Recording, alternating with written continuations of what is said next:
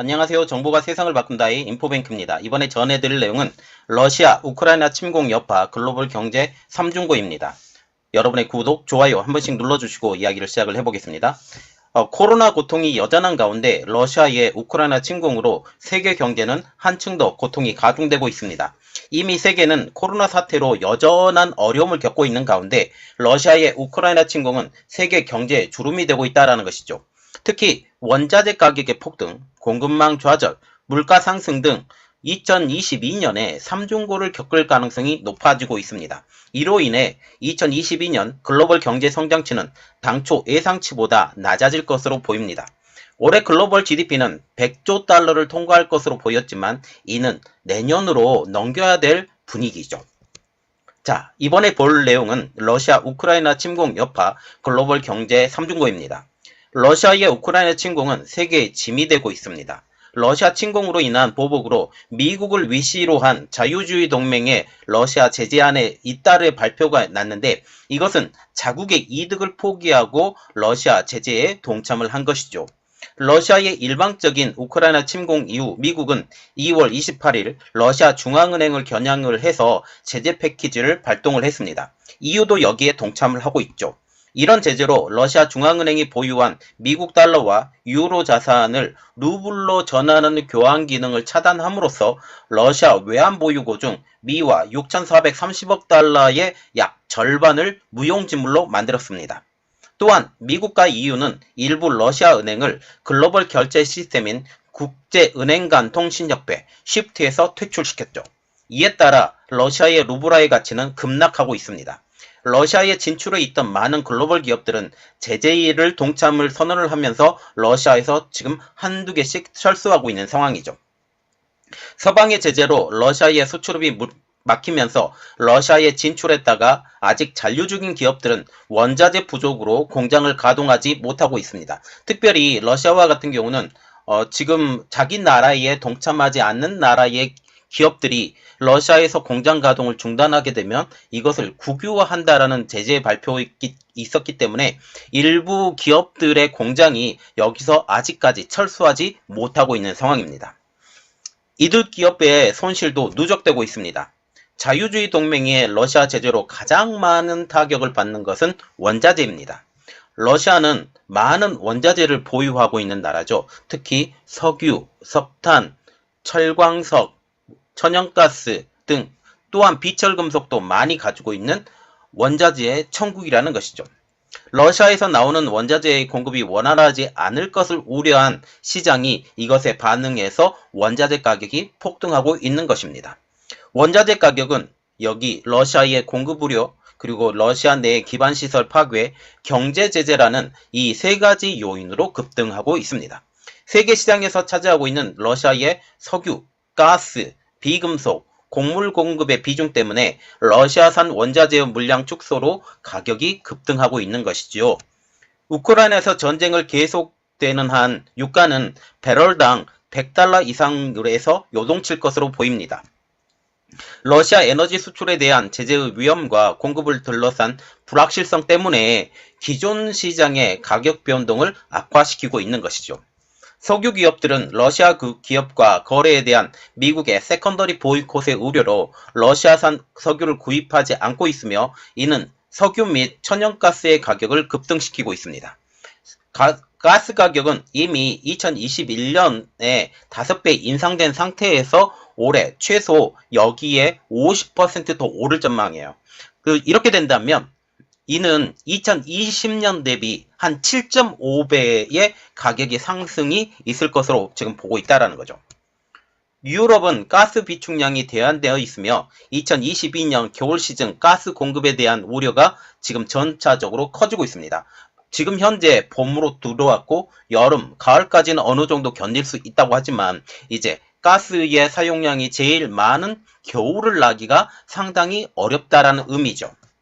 또한 러시아와 우크라이나의 여러 광물 금속인 알루미늄, 티타늄, 팔라듐, 니켈의 이 주요 산지이기 때문에 이것에 대한 수급 불안으로 모두 가격이 상승되고 있습니다. 그래서 알루미늄, 티타늄, 팔라듐, 니켈 가격이 지금 천정부지로 뛰고 있는 상황이죠.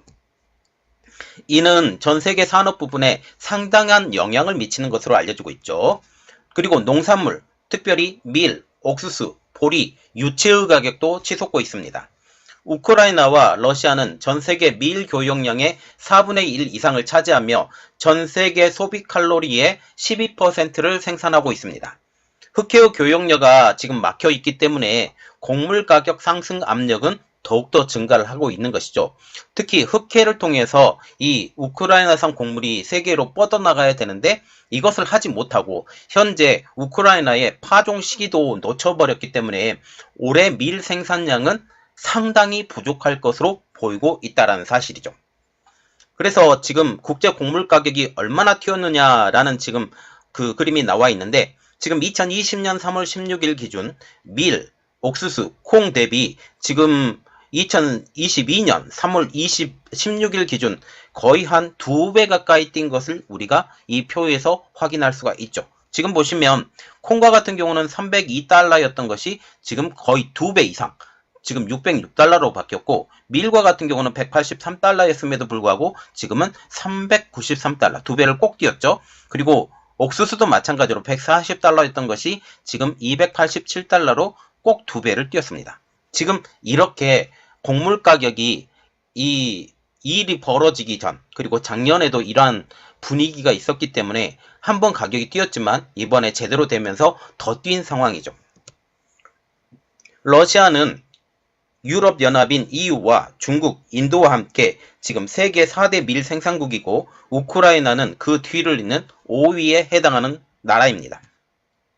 밀과 함께 3대 곡물로 꼽히는 옥수수와 콩의 사정도 비슷하죠. 그래서 지금 아까 그림에서 보인 것처럼 가격이 2배가량 뛴 것을 확인할 수 있습니다. 러시아와 우크라이나를 합치면 전 세계 옥수수 수출의 19%, 대두유와 경쟁하는 해바라기유의 수출은 80%를 차지하고 있습니다. 전문가들은 러시아와 우크라이나 전쟁이 장기화가 되면 두 나라의 농작물 파종이 차질을 빚어져서 곡물 가격의 상승세가 더욱더 심화될 것이라고 우려하고 있습니다. 실질적으로 이것의 우려가 이제 올 하반기가 되면 제대로 나오겠죠. 그리고 우리가 또 하나 봐야 될 것은 막힌 무역로, 공급망 차질 가중입니다. 코로나 여파로 고통을 받고 있는 가운데 전쟁과 제재의 공급망과 무역은 더 악영향을 받고 있습니다. 이번 전투의 영향으로 우크라이나 항구가 파괴가 되면서 운송을 막고 있고 이것은 해상 공급망 악화가 가중되고 있음을 우리가 알 수가 있죠. 아시아와 유럽 간의 육로 기반 무역로는 러시아 통과가 어려워짐에 따라 중단되고 있습니다. 특히 코로나 전염병 동안 해상과 항공 화물의 대안으로 그리고 여기에 1대1로의 일환으로 러시아를 경유해 육로로 유럽을 향하는 교통을 마련한 중국 회사들도 부담을 가지고 있어요. 자, 지금 보시면 TCR 전세 화물 열차 블록트레인 노선이라고 지금 나와 있는데 지금 중국 횡단 열차가 지금 TCR이 이쪽으로 해서 지금 베이징에서 시작해서 에카테린부르크에서 만나서 그리고 모스크바, 바르샤바, 베를린, 파리, 마드리드까지 연결하고 그 런던까지 연결하는 이 라인이 이 모스크바 라인 자체가 완전히 끊어진 거죠. 벨라루스를 통해서 지금 바르샤바로 들어가는데 여기가 벨라루스예요. 벨라루스를 통해서 이 바르샤바로 들어가는데 이 자체가 이 상황이 아주 안 좋은 상황이라는 것이죠. 러시아와 유럽 그리고 아시아 유럽 간 항공은 EU 국가들이 러시아 항공기와 화물 운송을 위해 하늘길을 사용해야 하는 허가를 취소하기로 한 결정에 따라서 지금 심각한 방해를 받고 있습니다. 러시아 영공을 지날 수가 없기 때문에 비행 시간은 더욱더 길어지고 비용도 비싸졌으며 탄소 배출량도 늘었습니다. 또한 흑계통과 해상 화물 노선은 러시아의 해상 공격, 그리고 우크라이나의 상업 운송 중단 결정, 터키의 보스포러스 해협 통과 제한 조치로 운행 중단 내지 취소가 이어지고 있죠. 이는 우크라이나, 러시아, 불가리아, 루마니아 항구를 통과해야 하는 곡물 선적에 상당한 영향력을 미칩니다. 자, 지금 보시면 보스포러스 해협이죠. 보스포러스 해협이 지금 터키가 있는데 여기가 터키예요.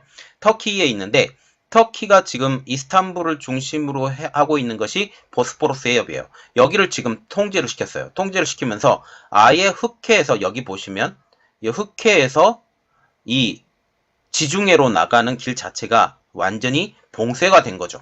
그래서 이 오데사나 아니면 크림반도를 통해서 아니면 이곳을 통해서 이 보스포러스 해협을 통과를 해야 되는데 이 자체가 완전히 봉쇄가 되고 그래서 여기에 있는 루마니아 그리고 불가리아 이 나라들이 영향을 받는다. 조지아도 마찬가지로 영향을 받는다. 아르메니아, 조지아 이게 다 같은 영향권 안에 속한다라는 거죠. 이렇게 되면서 해상 운송 자체도 문제가 되는 것입니다. 이어서 우크라이나 남동부는 항상 러시아 문명의 일부였다. 이 지역은 러시아 제국의 타브리어현이 있다고 하면서 크림반도와도 항상 단일 경제권으로 이루어졌다고 러시아는 주장하고 있어요. 지난 2014년 러시아는 우크라이나에 속했던 크림반도를 현지 주민투표 결과로 토대로 병합을 했고 지난달에는 우크라이나부터 분리 독립을 선언을 했던 남동부 돈바스 지역의 도네츠크 인민공화국과 루안스크 인민공화국의 독립을 승인한 바가 있습니다. 헤르손주와 자포리자주는 크림반도와 돈바스 지역을 잇는 중간 자리에 위치해 있는데 이 두 개 주가 러시아권으로 편입되면 러시아는 흑해 동부와 아조프해 연안 지역을 완전히 통제할 수 있게 된다라고 그들은 주장하고 있죠. 이 지역에서는 러시아군의 특별 군사 작전이 이어지고 있는 상황입니다. 자, 그래서 지금 흑해 지역을 중심으로 해서 지금 돈바스 지역 그리고 크림반도 이 주변을 아우르고 있는 이 모든 곳을 러시아는 완전히 점령을 하고 싶어 해요. 이러한 상황이 있다라는 것입니다. 그리고 한 가지 더 우리가 눈여겨봐야 될 것은 이번 사태를 통해서 초인플레이션도 예상이 되고 있다는데요. 원자재 가격 상승으로 올해는 물론 2023년까지 글로벌 인플레이션을 부채질할 가능성이 있을 것으로 보이고 있습니다. 미친 원자재 가격을 감안을 한다면 2022년 글로벌 물가 상승률이 6%를 넘을 전망이죠. 인플레이션 상승은 생산자에게 더 높은 상품 가격을 받도록 압력을 가하기 때문에 소비자 가처분 소득도 줄이게 하는 영향을 있습니다. 현재 코로나 전국으로 인해 세계 여러 나라들이 많은 재원을 이미 시장에 내놓은 상황이죠. 그리고 이제 그 출구 전략을 해서 이것을 회수하려고 준비를 하고 있는데 다시 한번 경제 부흥을 위해서 돈을 풀어야 된다라는 이러한 이야기도 나오고 있죠. 이제 이러한 재원들이 압박으로 다가오면서 긴축 계획을 시행을 하고 있습니다. 연준과 유럽 중앙은행이 기존의 긴축 재정을 바꾸지 않을 것으로 보이지만 속도는 이번 전쟁을 감안을 하면 덜 공격적이며 시장에 심각한 시장 혼란이 있을 경우 이러한 긴축 재정 자체까지도 연기될 수 있다라는 분석까지 나오고 있죠. 그리고 또 하나 볼 내용은 글로벌 성장세의 타격입니다. 전쟁의 경제적 악영향은 주로 우크라이나와 러시아에서 받게 될 것이지만 우크라이나나 러시아와 교역이 많은 유럽의 다른 지역의 에너지 공급망 무역 충격으로 고통을 받게 될 것입니다. 우크라이나의 흑해 곡창지대의 밀 수입이 많은 중동의 주요 국가들도 큰 고통이 예상되죠. 세계은행이 전망한 올해 경제 성장률은 4.1%, 선진국가 같은 경우는 3.8%, 신흥 개도국가 같은 경우는 4.6%로 예상을 하고 있었지만 지금 현재 우크라이나 전쟁의 여파로 이것이 달성할 가능성은 거의 희박한 상황이죠. 적어도 0.3% 전후로 하락을 해서 지금 3%대 후반대를 기록할 것으로 예상이 되고 있습니다. 각 기업들도 세계 경제의 이러한 변화를 감안을 해서 연초 수립한 매출과 이익을 재조정해야 될 필요가 있습니다. 한국 기업도 마찬가지로 연간 총 매출량과 이익도 줄어들 것으로 예측되고 있어요. 자, 지금 보시면 이번에 우크라이나와 러시아 사태로 인해서 세계 경제에 주름살이 있을 것이다 라는 것이죠. 특별히 원자재 문제도 그렇고 해양 물동량, 특히 중국과 같은 경우도 상당한 타격을 받을 것이고 그러나 중국과 같은 경우는 우크라이나에 지금 지원을 하고 있죠. 인도적 차원의 지원을 하고 있는데 그 가장 큰 배경은 이제 전후 복구 비용, 전후 복구 비용으로 상당 수준 사용이 될 것인데, 전후 복구 비용이 이 중국에게 1대1로 우크라이나 내의 1대1로에 영향을 줄 것이다 라는 그런 측면도 보고 있죠. 자, 이 1대1로의 그 상황을 만들지 않게 하기 위해서 유럽과 미국과 한국, 일본이 힘을 합쳐서 우크라이나 재건은 한국이 제대로 받아서 여기를 재건을 했으면 좋겠습니다. 이번 내용은 여기까지 하겠고요. 저희 내용이 여러분들에게 도움이 되셨다고 생각을 하시면 구독, 좋아요, 그리고 알람 설정까지 부탁드리겠습니다. 감사합니다.